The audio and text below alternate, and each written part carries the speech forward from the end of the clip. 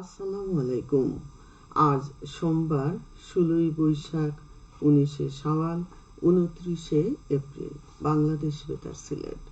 সংবাদ পড়ছি ফারহানা বেগম। বই মানুষের পরম বন্ধু। বই পড়া ব্যতীত সমাজ, সংস্কৃতি ও দেশকে জানা যায় না।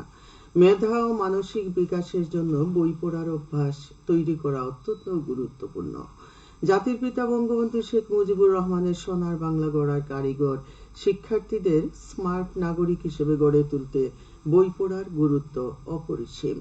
গতকাল জেলা স্টেডিয়ামের মোহাম্মদ আলী জিমনেশিয়ামে জাতীয় গ্রন্থ কেন্দ্রের আয়োজনে সিলেট বিভাগীয় বই মেলা ২০২৪ এর উদ্বোধনী অনুষ্ঠানে প্রধান অতিথির বক্তব্যে সংস্কৃতি প্রতিমন্ত্রী নাহিদ ইজাহার খান একথা বলেন।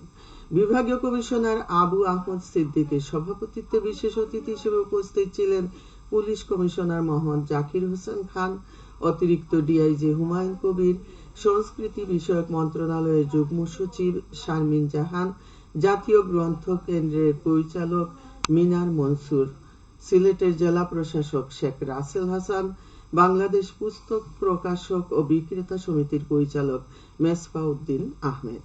অনুষ্ঠানে স্বাগত বক্তব্যে প্রদান করেন অতিরিক্ত বিভাগীয় কমিশনার দেবজিৎ সিংহ।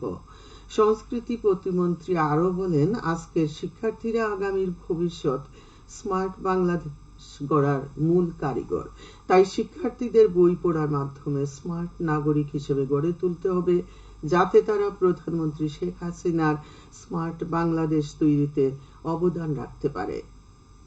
জাতির পিতা বঙ্গবন্ধু শেখ মুজিবুর রহমানের দ্বিতীয় পুত্র ও বাংলাদেশ সেনাবাহিনীর গর্বিত অফিসার বীর মুক্তিযোদ্ধা শহীদ লেফটেন্যান্ট শেখ জামালের ৭১তম জন্মদিন ছিল গতকাল।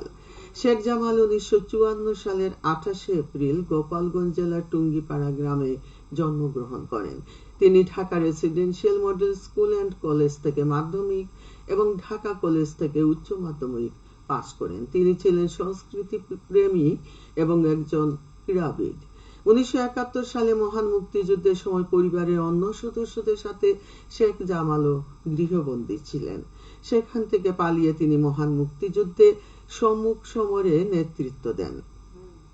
শেখ জামাল ছিলেন একজন দেশপ্রেমিক, চৌকস, মেধাবী সেনা অফিসার। ১৯৭৫ সালের ১৫ই আগস্ট কালো রাত্রিতে ঘাতকের নির্মম বুলেটের আঘাতে পরিবারের অন্যান্য সদস্যদের সাথে নিহত হন শেখ জামাল। শহীদ শেখ জামালের জন্মদিন যথাযথ মর্যাদার সাথে পালন উপলক্ষে আওয়ামী লীগের উদ্যোগে গতকাল রাজধানীর বনানী কবরস্থানে তার সমাধিতে শ্রদ্ধাঞ্জলি অর্পণ এবং তার আত্মার মাগফিরাত কামনা করে বিশেষ মোনাজাত অনুষ্ঠিত হয়।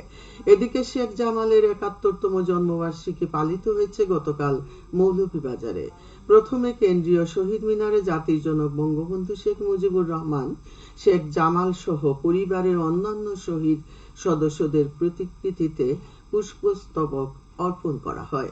পরে পৌর জনমিলন কেন্দ্রে অনুষ্ঠিত হয় জন্মদিনের কেক কাটা ও আলোচনা সভা। এতে প্রধান অতিথি ছিলেন সাবেক সংসদ সদস্য নেসার আহমদ। এতে বিভিন্ন রাজনৈতিক দলের নেতৃবর্গ, বীর মুক্তিযোদ্ধা সহ বিভিন্ন শ্রেণী পেশার লোক উপস্থিত ছিলেন।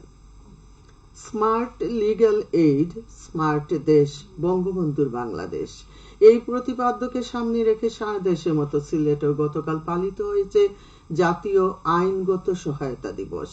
দিবসটি উপলক্ষে আইন ও বিচার বিভাগ এবং জাতীয় আইনগত সহায়তা প্রদান সংস্থার উদ্যোগে বিভিন্ন কর্মসূচির আয়োজন করা হয়। কর্মসূচির অংশ হিসেবে গতকাল সিলেটে র্যালি ও আলোচনা সভা অনুষ্ঠিত হয়। এদিকে দিবসটি উপলক্ষে র্যালি ও আলোচনা সভা অনুষ্ঠিত হয়েছে গতকাল মৌলভীবাজারে। শহরের জেলা ও দায়রা জজ আদালত থেকে বের করা হয় র্যালি। পরে একাডেমি হলরুমে অনুষ্ঠিত হয় আলোচনা সভা। এতে জেলা জজ আদালত ও চিফ জুডিশিয়াল ম্যাজিস্ট্রেট আদালত সহ অধীনস্থ সব আদালতের বিচারক, পাবলিক প্রসিকিউটরগণ, আইনজীবী, সরকারি ঊর্ধ্বতন কর্মকর্তা, জনপ্রতিনিধি, বিচার প্রার্থী সহ ৩ শতাধিক ব্যক্তি উপস্থিত ছিলেন। জেলা লিগেল এইড কমিটি এর আয়োজন করে। এদিকে দিবসটি উপলক্ষে র্যালি ও আলোচনা সভা অনুষ্ঠিত হয়েছে গতকাল সুনামগঞ্জের শান্তিগঞ্জে। দিবসটি উপলক্ষে র্যালি ও আলোচনা সভা অনুষ্ঠিত হয়েছে গতকাল হবিগঞ্জে। সকালে নিমতলা থেকে বের করা হয় র্যালি, পরে কালেক্টরেটে অনুষ্ঠিত হয় আলোচনা সভা। এতে প্রধান অতিথি ছিলেন জেলা প্রশাসক জিলুফা সুলতানা। এ সময় অতিরিক্ত জেলা প্রশাসক, জেলা পরিষদ সচিব, পৌর মেয়র, জেলার বিভিন্ন প্রিন্ট ও ইলেকট্রনিক মিডিয়ার প্রতিনিধিগণ উপস্থিত ছিলেন। জেলা প্রশাসন ও জেলা তথ্য অফিস এর উদ্যোগ নেয়। এদিকে জেলার চুনারু ঘাটে এ উপলক্ষে র্যালি ও আলোচনা সভার আয়োজন করে উপজেলা প্রশাসন। এতে উপজেলা পরিষদ চেয়ারম্যান, উপজেলা নির্বাহী কর্মকর্তা ও বিভাগীয় কর্মকর্তা ও সাংবাদিকগণ উপস্থিত ছিলেন। হবিগঞ্জের চুনারুঘাট পৌর এলাকার হাতুন্ডা কলেজ রোড থেকে ফায়ার সার্ভিস রাস্তা পর্যন্ত রাস্তা ও গাইডওয়াল নির্মাণ কাজ শুরু হয়েছে। আজ পৌর মেয়র সাইফুল আলম রোভেল এ কাজের উদ্বোধন করেন। এ সময় পৌর কাউন্সিলরগণ সহ এলাকার গণ্যমান্য ব্যক্তিবর্গ উপস্থিত ছিলেন। পৌর প্রকৌশল বিভাগ 85 লাখ টাকা ব্যয়ে এ আরসিসি ঢালাইয়ের রাস্তা ও গাইডওয়াল নির্মাণ করছে। সুখে ভরবে আগামী দিন, পেনশন হবে সর্বজনীন। প্রতিপাদ্যে মৌলভীবাজারের কমলগঞ্জ উপজেলায় সর্বজনীন পেনশন স্কিম নিয়ে শিক্ষকদের সাথে অবহিতকরণ সভা অনুষ্ঠিত হয়েছে গতকাল। উপজেলা নির্বাহী কর্মকর্তা জয়নাল আবেদিনের সভাপতিত্বে উপজেলা পরিষদ মিলনায়তনে এ সভা অনুষ্ঠিত হয়। এতে উপজেলা পরিষদের মহিলা ভাইস চেয়ারম্যান বিলকিস বেগম, উপজেলা মাধ্যমিক শিক্ষা অফিসার, উপজেলা শিক্ষা কর্মকর্তা সহ বিভিন্ন মাধ্যমিক শিক্ষা প্রতিষ্ঠানের প্রধান ও সহকারী শিক্ষকগণ উপস্থিত ছিলেন। উপজেলা প্রশাসন এর আয়োজন করে। খেলার খবর, ক্রিকেট।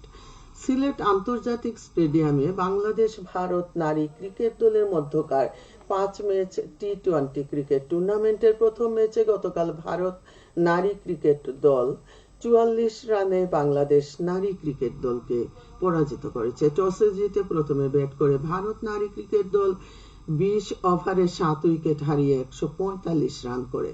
জবাবে বাংলাদেশ নারী ক্রিকেট দল 20 ওভারে 101 রানেই গুটিয়ে যায়। বাংলাদেশের পক্ষে নিগার সুলতানা জ্যোতি 51 রান করে, ফলে ভারত 1-0 সিরিজে এগিয়ে গেল। সিরিজের দ্বিতীয় ম্যাচ আগামী মঙ্গলবার একই ভেন্যুতে অনুষ্ঠিত হবে। সবশেষে আবহাওয়া।